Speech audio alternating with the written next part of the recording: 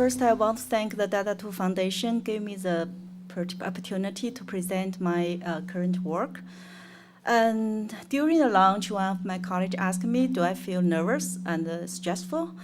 I said a little bit, but more likely I felt like more pressure because since last meeting, we have more and more DADA2 patients. We have more and more different clinical presentation, but we still don't know how ADA2, the DADA2 mechanism it is. So here I want a little bit more focusing on the vascular inflammation, pre and post anti-TNF inhibition. Yeah,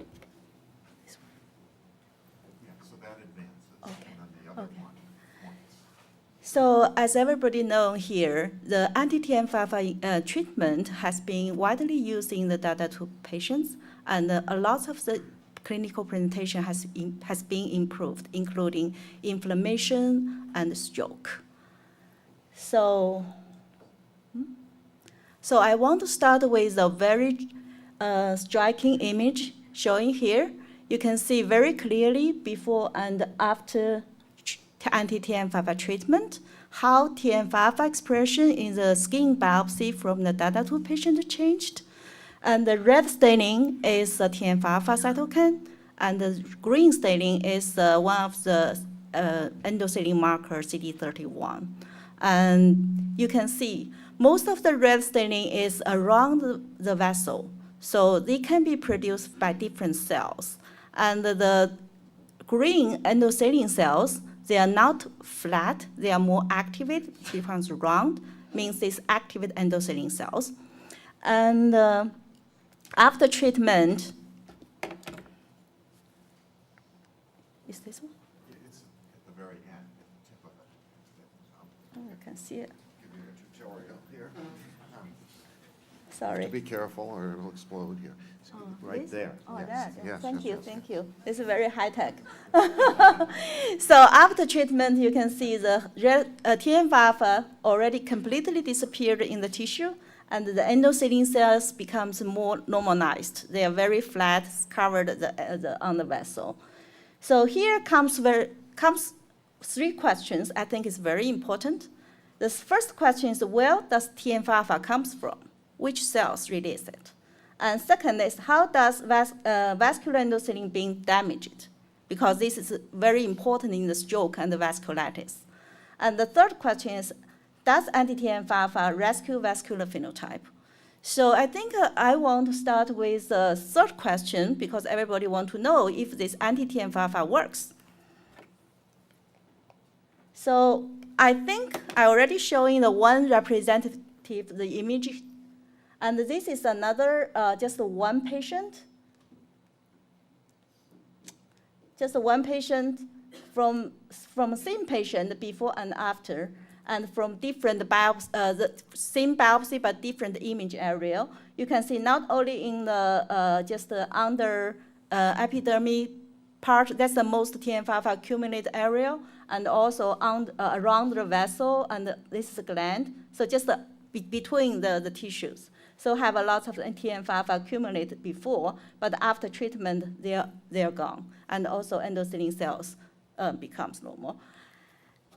This is just one patient. But actually, we did 3 different patients before and after treatment, just like same patient. They all showing the similar trend. So this means this anti-TNF treatment is really decrease the TNF local level and also normalize the vessel. Quickly, this is a different patient before and after, but just not from the same patient. And also, we have one autopsy sample from one patient, not only in the skin biopsy, also in the lung and the brain section. This patient, they already get anti-TNF treatment for a couple years, I think. And he died by some lung infection by the end. You can see the red staining here. This is TNF because this is a secondary inflammation released TNF staining. But actually, it's not very high TNF staining in his skin biopsy and also in the brain area, and a little bit in the lung, probably is macrophage cell types. So So from here, I think we kind of can conclude anti-TNF-alpha treatment significantly decreased the local TNF-alpha level in DADA2 patients, and at least partially normalized the vascular endothelial damage. So then comes with our next question is, what cells produce TNF-alpha? So we know that DADA2 is the most expressed and released by myeloid cells. So that's our first target, to if this is the monocytes can produce more TNF-alpha or not.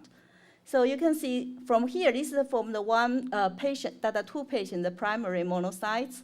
You can see very clear in this baseline, they already have higher TNF-alpha mRNA press levels, higher than the control patient. And also, the after LPS stimulation, they have higher response with the LPS. So in the macrophage, the GM-CSF-induced macrophage, they also has a higher TNF-alpha level in the DADA2 patient primary cells. You can see this is a cytokine level also showing almost double the cytokine array. But the primary cells has some limitation. I will talk about it a little bit later. So this one, we want to know if in this patient monocytes itself, which subpopulation they have highest TNF-alpha release. So you know that when we use the PBMC and we can gate with different markers, gate out the monocytes, and the monocytes can be separated for 3 different subtypes. One is called the classic, which is CD14 high, and also intermediate, which is a pro-inflammatory subtype. This is the most inflammatory subtypes. And another one is called the non-classic subtype. They have CD16 high and the CD14 lower. So in those 3 subtypes, but all of them has higher TNF-alpha intracellular staining by FACS. So you can see here is like blue is the baseline, and the red is MCSF-induced, and the green is GM-CSF-induced. So in the classic, in the intermediate, you can see very clearly higher in the DADA2 patient. And this is just representative is the FACS data.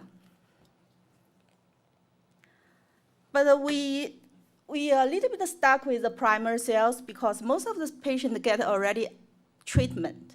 And how can we find the original phenotype?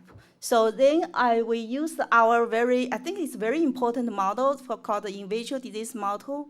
We use the patient fibroblast or PBMC and reprogram the cells to the iPS cells, then differentiate these cells to myeloid cells. Of course, you also can differentiate to the endothelial cells to study the function. So from the monocytes, we can use different conditions as a primary condition. We can differentiate to M1, M2, and other macrophages. Using this model, we can see this is just our strategy. We need 21 days almost to differentiate fully from iPS cells to the monocytes.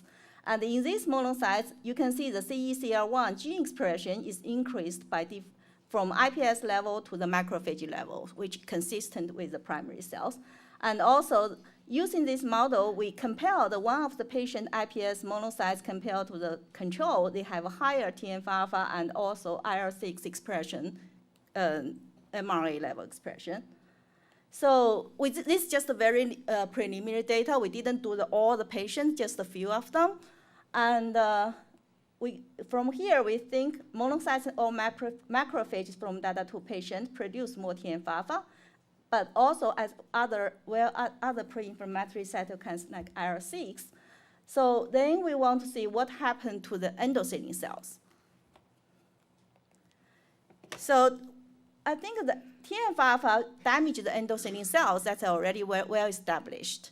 And it can cause, but this means in the intermediate monocytes can produce more TNF-alpha, can cause these endothelial cells express more molecular adhesion molecules like E-selectin. And this E-selectin can recruit more neutrophils to the sites. And this kind of very similar to what we see in our DADA2 vasculitis signature.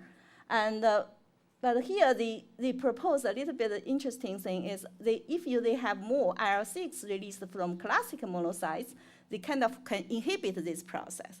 So we see both TNF-alpha increase and IL-6 increase in our patients. It's that maybe some balance between these two different cytokines effect. And the TNF-alpha not only increase the E-selectin, they can increase a lot of other like tissue factor and the matrix proteins things and the VCAM, ICAM, and other cytokines release.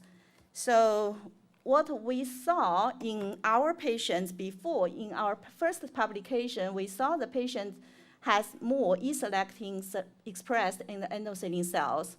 After the treatment, they almost gone, the E-selectin expression. And then just one more slide is like the co-culture system. We want to see if monocytes can damage the endothelial cells.